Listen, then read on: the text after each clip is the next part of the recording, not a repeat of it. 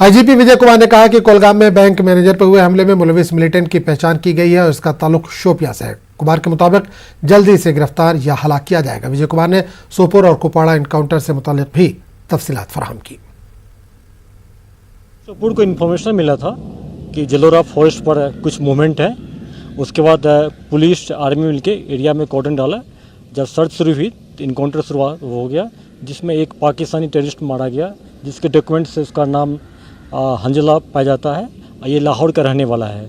उसके पास AK-47 5 magazine मिला है, काफ़ी हथियार, और वहाँ से 2 पाकिस्तानी टेररिस्ट भागने में कामयाब भी हो गया, लेकिन उसका दोनों का पिट्ठू गिर गया। उसमें बहुत सारे डॉक्यूमेंट्स मिला है, जिस पर हम लोग और स्टडी कर रहे हैं।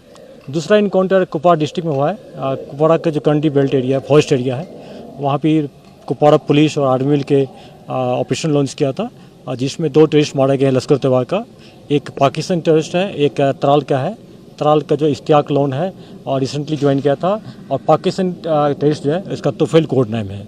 वहाँ से बहुत सारे 2 AK-56 राइफल मिला है, बहुत सारे सामान मिला है। नॉर्थ ईस्ट में चारों डिस्ट्रिक्ट, बारामूला हो गया, कुपवाड़ा, बांडीपुर, ये बॉर्डर एरिया पर है। बीच बीच में इन्फिल्ट्रेशन जब भी हुई है तो या तो इनको LC पर न्यूट्रलाइज किया जाता है, या अगर अंदर आ गया हिंटरलैंड में तो सेकंड लैंड में जो पुलिस आर्मी मिलकर इसको न्यूट्रलाइज करते हैं।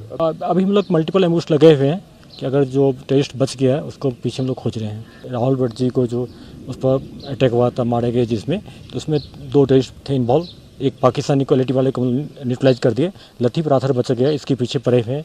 दूसरा जो आमरीन भट्ट है, उसमें दोनों टेररिस्ट को हम लोग आइडेंटिफाई कर न्यूट्रलाइज कर दिए। और जो बैंक जो मैनेजर पर अटैक हुआ था विजय कुमार जी पर कुलगाम में, उसके पीछे लगे हुए टेररिस्ट को हम आइडेंटिफाई कर लिए, शोपियान के टेररिस्ट है। और